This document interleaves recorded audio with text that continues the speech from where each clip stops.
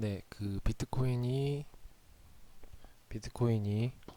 21선을 깨고 하락으로 좀 단기적인 방향성이 나올 수도 있겠다 싶은 구간입니다.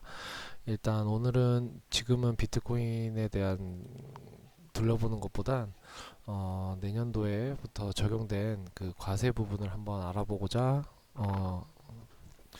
영상을 올렸습니다. 가상화폐 같은 경우에 이제 2020년에 보도에 따르면 기타 소득세로 검토를 한다고 이미 나왔었습니다. 여기 보시면은 2020년 1월 20일 날 내국인 가상화폐 세율 20% 기타 소득세 검토 이렇게 한국경제신문에 나왔었습니다. 이미 이때부터 가상화폐에 대한 자산성을 인정받는 움직임으로도 어떤 해석을 해보거나 추측을 해볼 수 있었지 않았나 이렇게 돌아보면 그런 생각이 듭니다. 가상화폐 소득 차익을 이제 양도소득이 아닌 기타 소득으로 방향을 확정했다는 점이 이제 분명해졌고, 단 기타 소득으로 본다는 점은 어떤 일시적이고 약간 불규칙적이고 우발적인 소득으로 자산성 자체는 좀 낮게 평가한 점이 있기도 합니다. 차익은 그러니까 소득은 인정하되 자산성은 조금 낮게 보는 어, 그런 부분이지 않나 이런 생각이 듭니다. 기타 소득이란 무엇인가를 일단 지켜보겠습니다. 일단 제가 이제 세법을 보는 원래 직업이다 보니까 직장인이다 보니까 이제 그 소득세법을 먼저 열어서 보겠습니다. 2020년 12월 29일에 이제 개정 세법이 이제 올라온 부분인데 시행은 2021년 1월 1일부터 시행입니다. 올해 1월 1일부터. 근데 여기서 보면은 기타 소득은 이자 소득, 배당 소득, 사업 뭐 이렇게 있습니다. 이게 이제 소득에서 이제 2배사 근연기 그리고 퇴양 이렇게 해서 총 국내의 소득은 요렇게만 분류가 되게 돼 있습니다.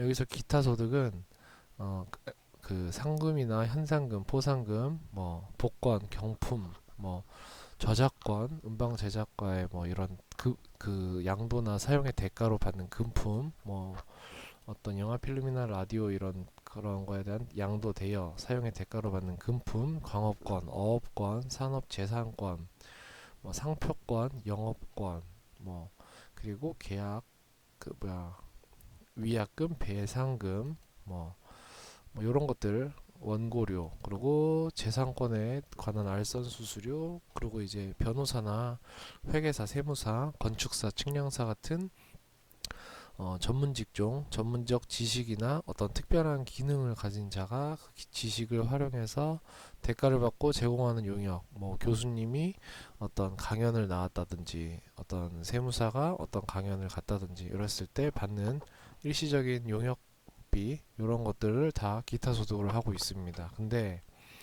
여기서 파란색 부분에 보면 쭉 똑같은데 여기서 보면은 어, 빨간색의 특금법, 특정 금융거래 정보의 보고 및 이용에 관한 법률. 여기서 보시면 가상자산에 대한 그 개념은 요 법에 명시가 되어 있습니다. 그렇게 해서 가상자산은 양도하거나 대여함으로써 발생하는 소득을 소득세법에서 기타 소득으로 일단 확정을 해놨습니다. 그래서 요 파란색 부분, 특히 요 빨간색 부분, 요거는 이제 시행일이 2022년 1월 1일 시행입니다. 그러니까 내년 1월 시행입니다. 그래서 가상화폐를 과세하는 것이 이제 확정이 됐고, 그래서 이제 조세를 좀 걷겠죠. 그 양도 차익을 양도세가 아니라 이름을 자꾸 양도 차익, 양도 차익 하니까 양도세 같은데 양도 차익이라기 하기보다는 어떤 소득이나 차익으로 이 양도자를 빼는 게 좋을 것 같습니다. 여기는 이제 차익을 기타 소득으로 과세한다. 2022년부터 이렇게 나왔습니다. 요것도 이제 한국경제신문에 정리가 되게 잘 돼 있는데, 뭐 이런 식으로 그 차트까지 그려져 있고, 그 표까지 이렇게 돼 있습니다. 이렇게 한번 읽어보시면 될 것 같고, 정리를 하면 가상화폐에 대해서 연 250만 원 이상의 소득이 발생하면 기타 소득으로 과세를 합니다. 현재 기타 소득 세율은 20%죠. 거기다가 지방세 포함하면 22%인데 지방세는 소득세 10%를 말합니다. 2022년 1월 1일부터 시행을 하는데 증여나 상속 때도 과세를 한다고 합니다. 연 1회 5월에 이때가 종합소득세 신고 납부 날이죠. 이때 5월에 신고 납부를 해야 되고 다른 가상 자산과 교환해서 발생되는 차익도 과세를 하게 되어 있습니다. 기타 소득의 그 계산 방법은 총수입 금액 마이너스 필요 경비를 하고 곱하기 세율을 하는데 여기서 총수입 금액은 이게 약간 양도같이 조금 헷갈리는데 매도가액에다가 마이너스 취득가액에다가 그 필요경비 소위 말하는 쉽게 말하면 부대 비용을 더해서 매도가액 빼기 취득가액 요것을 총수입금액이라고 합니다. 그래서 요 차익이 발생했을 때 그거에다가 세율 곱하기 20%를 해서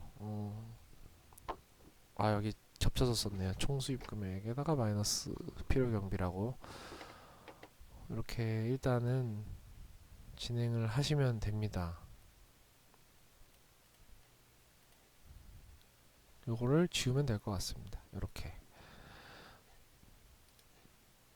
그래서 세법에서 일단 뭐 관심 있는 분들은 찾아보는 것도 괜찮을 것 같고 내년부터는 거래에 이런 부분도 염두를 해야 될 것 같습니다. 또 요거에 영향을 미쳐서 올해 하반기 때 어떤 거래들이 일어날지 아니면 뭐 어떤 투매가 일어날지 뭐 이런 부분도 혹시 있을 수 있으니까 연관 있게 생각해 볼 필요가 있을 것 같습니다. 이제 그래서 거래소도 어떤 텍스 서비스나 어떤 개인정보 보호, 거래 내역 관리 같은 금융기관에 준하는 어떤 투명한 시스템 확보가 필요한 시점이지 않을까 이런 생각이 듭니다.